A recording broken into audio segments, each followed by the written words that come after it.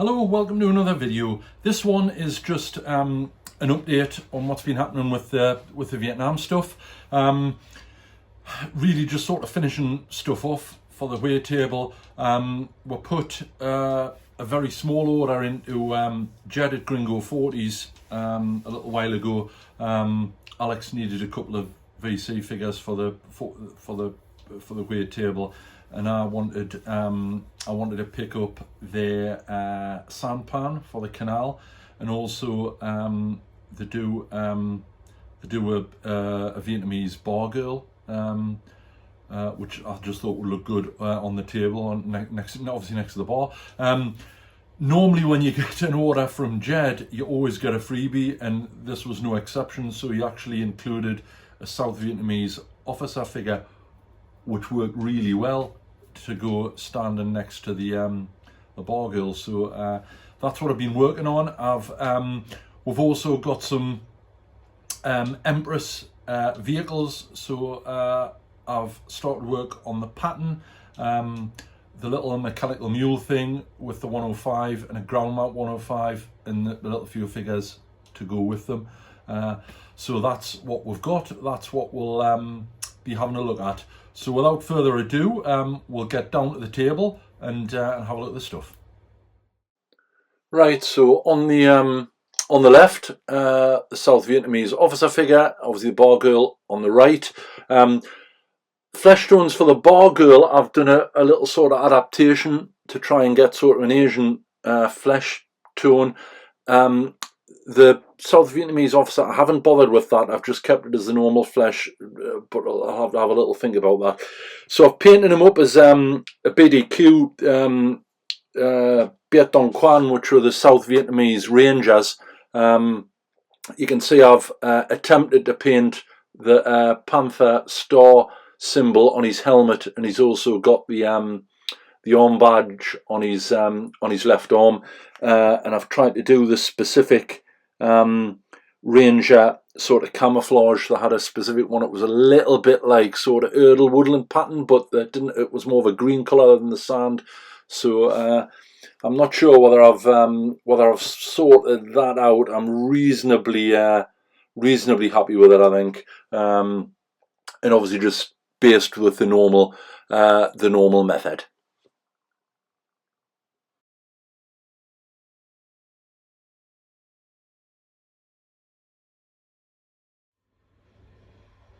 Right, so this is the Vietnamese sampan from Gringo 40s that I mentioned. It's just going to be a model for the Hui thing on the table. They've done nothing to it. This is basically, it's obviously a resin casting. The cabin area, whatever that's called, that comes separately.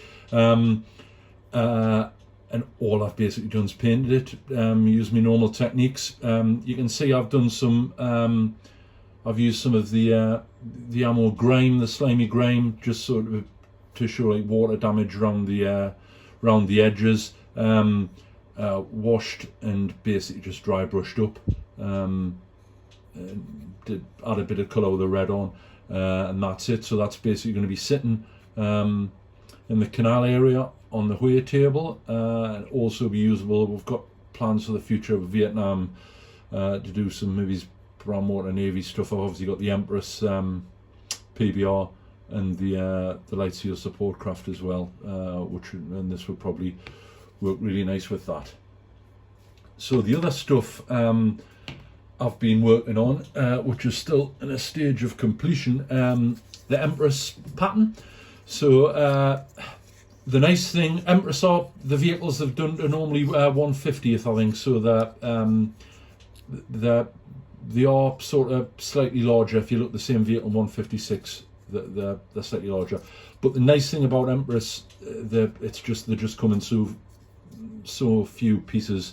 I'm not a massive fan. I don't particularly enjoy building kits. I really enjoy painting them and detailing them, but the building them's not my favourite thing. So as you can see, these bits, the the track assemblies, these two are separate, and the central hull section is separate. You can see we have filled in. I've just used a little bit of milliput to fill the gap in around here, bits and bobs. Done that. Some white metal detail bits. So that's the hull.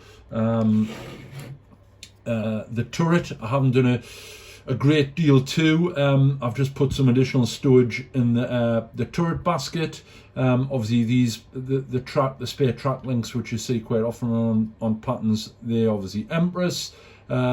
This is all Empress. You can see we have added a little bit of green stuff on the barrel shroud, just where it joins the mantlet, and I obviously added the cabling for the searchlight. That's just a bit of fuse wire.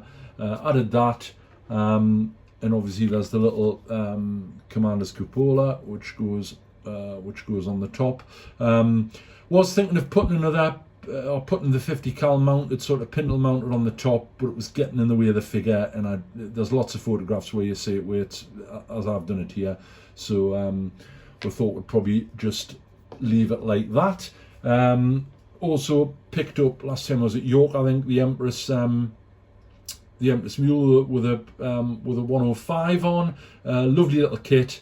So we've got that assembled to do. It also comes with the ground mounted separate 105 to get trundled about. The reason I've not painted any of these, I'm going to do them all when I get the compressor and airbrush out. I'll just do them all in one, because they're all the same colour. So got that. I did a little. The nice thing, you got loads of spare rounds with the Empress setup. So I've knocked that up. That's just on like a green stuff sort of blanket tarpaulin. That's obviously going to go chucked in there, something like that. Not exactly sure how I'm going to do it, but it'll be something like that. And obviously there's the I've started work on the crew. That's the driver guy. I've added the steering wheel separately, and I'll just alter the steering column on the model to fit. So I've got he's on the way. The ground mounted crew by themselves, so there's a really nice guy which would be usable for a motor or anything, obviously holding his ears. These are obviously partially where I'm in the process of painting them, so he's a really nice guy. And the second guy he gets obviously holding around, that's looking good as well. So the 105, the ground mounted one, I'm going to put on a small base just so that they're at the same sort of height as the figures. And then I've done a couple of the Empress tank crew, which again Paul Hicks has sculpted. So these two guys are going to be going in the turret, getting up to Paul's normal standard, the sculpt. I thought you're doing a really nice job on this guy. He's got his hand resting on the edge of the cupola. So they're in the process of getting done.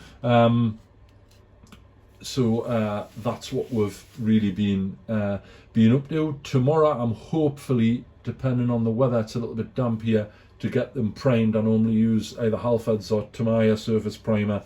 Get them primed, and then I can get back in the cabin and start the airbrushing. Right, so there we are. Quite happy with the way they're progressing. Fingers crossed for tomorrow, where it's Friday today, Friday the 20th, is it the 20th? Yeah, Friday the 20th. So I'm hopefully, when I prime the stuff, I use either Halford's primer or the Tamiya grey primer. I only like to do that outside because the fumes are quite strong. I've got a compressor and an extractor for my airbrush, but I tend to just use acrylic paints for that. And obviously the Tamiya stuff and the Halford's, it's a bit strong. So hopefully we'll get all of that stuff that you've seen primed, and then I can get some we can get some paint on them, and that'll be really sort of rounding off the Vietnam stuff. I mean, you always tinker with stuff. I've got a really nice stretcher set from Full Metal Miniatures, which is I think it's 4 or 5 Marines with a stretcher with a casualty on, obviously extracting them based on a couple of photos, but they're really nice, so I'm hopefully going to get that done as well. And then obviously it'll be Christmas. Me and Alex will be getting maybe a couple of games in, which we'll try our best to video without the camera running out, and we'll get them up over the holiday period as well. So once again, thanks for all the support.